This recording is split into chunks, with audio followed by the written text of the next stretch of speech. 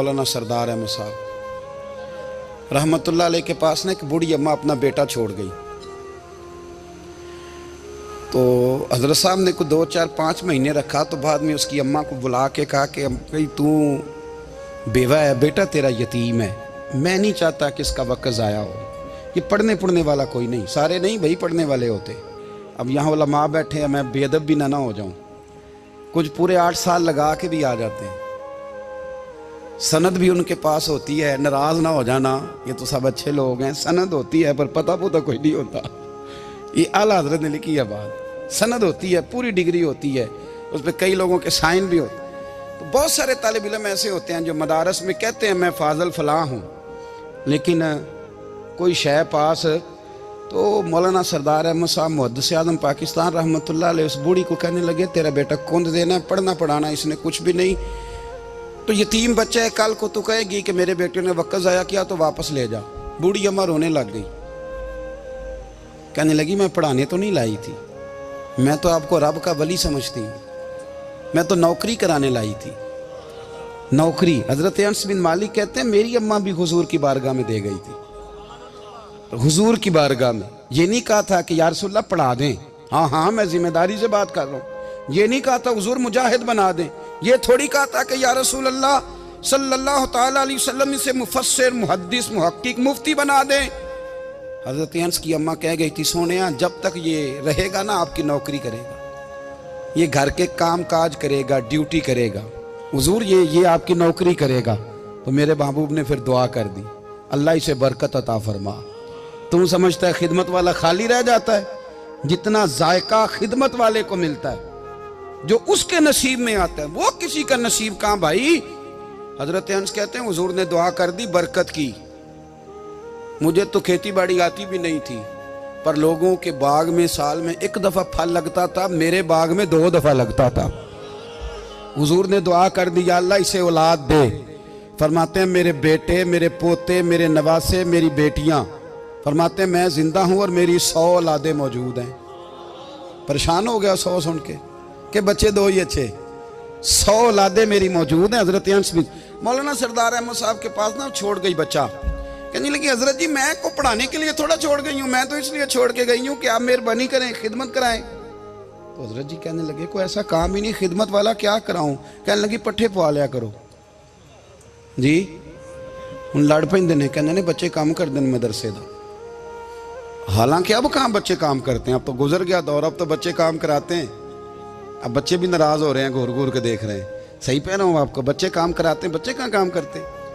कहने लगी ये चारा डाले करेगा आपकी भैंसों को। तो हजरत ने उसको कहा कि बीबी चारा मेरी भैंसों को डालने के लिए मैंने बंदा रखा हुआ है, तो तू जा ले जा। कहने लगी हाथ बांध के हुजूर मेहरबानी करें रख ले, चारा डालेगा। और पुत्र तवज्जो से चारा डालना हजरत की भैंसों को। रोने लगी, हजरत ने रख लिया, महीने का खर्चा भी देते। शाम को ना वो सारा दिन काम करता, शाम को आके पैरों में भी बैठ जाता, हजरत जी लाएं तेल थोड़ा सा, पैर ना दबा दूं। 8 साल साथ वाले पढ़ते रहे, ये बेचारा नौकरी करता रहा। मेरा रूप भी नहीं ते मेरा रंग भी नहीं, और मैनू यार मनान दा टंग भी नहीं। कभी कभी ना हजरत बिलाल हबशी फारग होते ना, तो नबी पाक की बारगाह में अर्ज करते हुजूर कोई काम तो नहीं, सारे हो गए, हुजूर जाऊं जरा, चले जाते। एक दिन सलमान फारसी कहने लगे या रसूलल्लाह ये बिलाल कहाँ जाता है। फरमाया जा देख के तो आ। हजरत सलमान वापस आए तो आके रोने लगे, कहने लगे सोनिया जब यहाँ से जाता है ना तो जाके सैयदा फातिमा की चक्की पीसनी शुरू कर देता, बीबी साहबा के काम करने लगता है, घर में जाके असनैन की ड्यूटी करता है, वहाँ भी काम यहाँ भी काम। वो चारा डालता रहा, उसने चारा डाला। हजरत मुहद्दिस आज़म की भैंसों को दस्तार फजीलत का वक्त आ गया, सारे पगड़ियाँ सजा के आ गए, आज दस्तार होगी। ये ना पीछे होके बैठ गया, चूँकि पढ़ा ही नहीं था तो दस्तार का है कि दस्तार तो उसकी जो पढ़ेगा, हमने तो पढ़ा ही नहीं, हमने तो यार पढ़ा, घर पढ़ा, ड्यूटी करी। हज़रत मुहद्दिस आज़म रहमतुल्लाह अलैह के यहाँ जब ऐलान होने लगा ना कि अब दस्तार होगी, तो हज़रत ने पहला ऐलान उसका फरमाया। तो मजा वाला बंदा कपड़े भी कदी कदी बदलता है ना, वो कहता है जिस हाल में भी था मैं पलट के देखने लगा कि पढ़ा पढ़ाया तो है, कोई शय नहीं। तो ये माजरा क्या है, पीछे से उठ के आए, तो कहते हैं बाकियों की दस्तार किसी आलिम ने की, किसी सूफी ने की, लेकिन ये भैंसों को चारा डालने वाला जब आया तो मुहद्दिस आदम ने फरमाया पगड़ी के बाल को कोई हाथ ना लगाए, ये सारी दस्तार मैंने करनी है। और फरमाते हैं हजरत बाल भी देते जाते थे और आंसू भी बहाते जाते थे, माथा भी चूमते थे और फरमाते थे दस्तार के बाद चला तो नहीं जाएगा यार, मुझे तो इबादत भी नहीं रह गई, मुझे तो चाबियों को भी नहीं पता कौन सी कहाँ रहती है, जाएगा तो नहीं तू? तो रो पड़ा, कहने लगा सोनिया जाए तो वो जिसके पल्ले कुछ है हो, आता जाता तो है कुछ नहीं, मुझे किसने रखना है, मैंने कहाँ जाना है, इधर कहाँ तो इधर ही रहूँगा।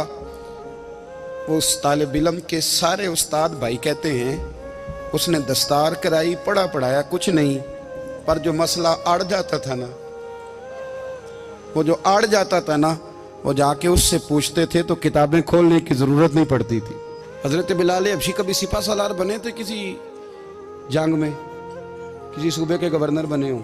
बोलो तो सही यार। उनका तारुफ क्या था? नबी करीम के गुलाम। हुजूर के ना जो ज़ाती मामलात थे ना, 20 अंसारी नौजवान थे जो हर वक्त नबी पाक के पास खड़े रहते थे कि हुजूर को हुक्म करें।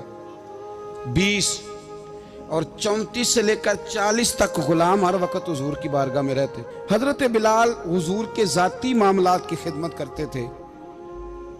कोई ऐसी वो जो तबलीग की या दावत की या जंग की या जिहाद की कोई ड्यूटी नहीं वो करते, ज़ाती खिदमत सरकार की। हजरत उमर फारूक वो शख्स हैं कि जिन्होंने कभी किसी बंदे को खातर में नहीं लाए हो, लेकिन जब हजरत बिलाल आते थे ना तो जनाब उमर उठ के खड़े होते थे, कुर्सी छोड़ते थे और फिर एक नारा लगाते थे, कहते थे या बिलाल अंता सैयदुना, बिलाल तू हमारा सरदार है यार, तू हमारा। यानी इश्क का ज़ौक़ पूरा करना उन्हें भी आता था। इसलिए मेरा मशवरा है, मेरी राय है, और जो मेरा हुक्म मानने वाले हैं उनके लिए मेरा हुक्म है कि ज़ौक़ ना कभी भी ख़राब करना, कभी भी ना ज़ौक़ ना ख़राब करना, अपना लुत्फ़। मैंने कई दफ़ा, मैं पहली दफ़ा मदीना शरीफ हाज़िर हुआ तो एक बाबा जी मेरे आगे आगे थे, तो उनको ना धक्के मार रहा था। वो सामने खड़े होते हैं ना, अल्लाह खैर फरमाए, अपनी अपनी ड्यूटियाँ ना, उनकी भी एक ड्यूटी है ना जी। तो वो धक्के मार रहा था तो बाबा उसे कह रहा था तेरी खैर होवे पहरेदारा, रोजे दी जाली चुम लैन दे। उन्हें फिर धक्का मारिया तो फिर उन्हें कहता तेरी खैर होवे पहरेदारा। मैंने, वो बिल्कुल अनपढ़ बाबा जी थे, पर मुझे उन्होंने बहुत बड़ी बात समझा दी, मैंने उनसे बड़ा सीखा, मिंबर पे जिक्र कर रहा हूँ। वो तीसरी दफा फिर धक्का मारा, तेरी खैर होवे पहरेदारा, रोजे दी जाली। तो बाबा जी बाहर निकल आए तो मैं भी पीछे निकल आया। तो मैंने कहा बाबा जी यहाँ कुछ इन्होंने बांग्लादेशी और हिंदुस्तानी भी रखे हुए हैं, पर ये तो अरबी था खालस। ਉਹਨੂੰ ਕਦੋਂ ਤੁਹਾਡੀ ਵੀ ਸਮਝ ਆਉਂਦੀ ਸੀ? ਤੁਸੀਂ ਪੰਜਾਬੀ ਦਾ ਸ਼ੇਰ ਸੁਣਾਈ ਜਾ ਰਹੇ ਹੋ। ਕਹਿੰਦੇ ਪੁੱਤਰ ਮੈਨੂੰ ਵੀ ਪਤਾ ਹੈ ਉਹਨੂੰ ਨਹੀਂ ਸਮਝ ਆ ਰਹੀ, ਪਰ ਮੈਂ ਤੇ ਆਪਣਾ ਰਾਂਝਾ ਪੈ ਰਾਜ਼ੀ ਕਰਦਾ ਸੀ। ਮੈਨੂੰ ਪਤਾ ਹੈ ਉਹਨੂੰ ਕੱਖ, ਉਹ ਯਾਰ ਅਸੀਂ ਰਾਂਝਾ ਵੀ ਤੇ ਰਾਜ਼ੀ ਕਰਨਾ ਹੈ कि नहीं, कि सारी जिंदगी किलो काल के झगड़े में पड़े रहना।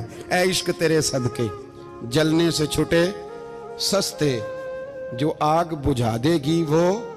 और एक जगह पे आला हजरत कहते हैं जान दे दी वादा दीदार पर, हमने जान दे दी। हाँ, खाली उसने वादा किया था कि आऊँगा, आया नहीं था, पर जान हमने पहले दे दी। तो इसलिए ना ज़ौक़, शौक़, प्यार, वारफ्तगी, मोहब्बत असातिज़ा के लिए, बुज़ुर्गों के लिए, उलमा के लिए, मशाइख के लिए, बड़ों के लिए, ना ज़ौक़ ना कभी ख़राब होने पाए। अल्लाह आपको सलामत रखे। और कुछ दुआएं मैंने दे दी हैं, कुछ अल्लाह जानता है मेरे दिल में है, वो मैं देता रहता हूँ। अल्लाह। तो दोस्तों आज के लिए बस इतना ही। अगर आपको वीडियो पसंद आया हो तो वीडियो को एक लाइक और चैनल को सब्सक्राइब करना मत भूलना, और कमेंट में ज़रूर बताना आपको वीडियो कैसा लगा।